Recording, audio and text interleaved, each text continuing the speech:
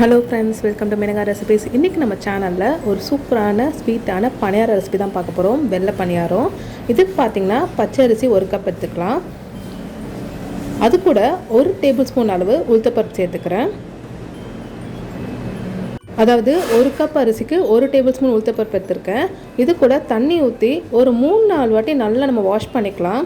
நல்லா அலசி எடுத்துக்கலாம். இப்போ நல்லா அலசியாச்சு. இப்போ தண்ணியை வடிகட்டி எடுத்துடலாம். தண்ணியை வடிகட்டியாச்சு. இப்போ இதுக்கு தேவையான தண்ணி ஊற்றி ஒரு 8லேருந்து 10 மணி நேரம் ஊற வச்சிடலாம். இல்லைன்னா நம்ம நைட்டு வச்சுட்டு கூட காலையில் எடுத்துக்கலாம். உங்களுக்கு ஈஸியாக இருக்கும் கரெக்டாக. இப்போ மூடி போட்டு ஊற வச்சிடலாம். இப்போ பார்த்திங்கன்னா 8 மணி நேரம் ஆயிடுச்சு. நம்மளுடைய அரிசி உளுத்தப்பருப்பு நல்லா நம்மளுக்கு ஊறி இருக்குது தண்ணியில். இப்போ இதை ஃபைன் பேஸ்ட்டாக அரைச்சி எடுத்துக்கலாம். உங்கள்கிட்ட மிக்ஸி இருந்தால் மிக்ஸியில் அரைச்சிக்கிங்க. கொஞ்சம் பாதி பேட்சாக அரைச்சி எடுத்துக்கலாம். ஏன்னா கிரைண்டர் இருந்தால் உங்களுக்கு ரொம்ப ஈஸியாக இருக்கும் அரைக்கிறதுக்கு. மாவு ரொம்ப தண்ணியாகாமல் பார்த்துக்கிங்க. இப்போ பார்த்தீங்கன்னா கரெக்டான கன்சிஸ்டன்சியில் வந்துச்சு. இது கூட பார்த்தீங்கன்னா நல்லா பஃப்னு பணியாரம் வர்றதுக்கு பேக்கிங் சால்ட் ஒரு 1/4 டீஸ்பூன் சேர்த்துக்கிறேன். அது கூட ஒரு பிஞ்ச் உப்பு. ஸ்வீட் சேர்த்துனா உங்களுக்கு அந்த ஸ்வீட்னஸ் நல்லா தூக்கி கொடுக்கும்.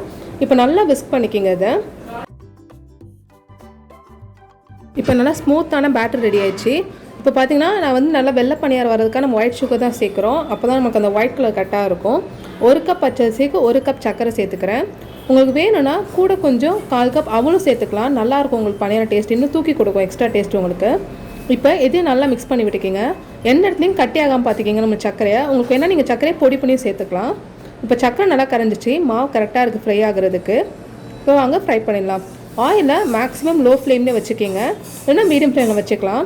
ஒரு கரண்டிக்கு பாதி கரண்டி மாவு ஊற்றினா போதும்.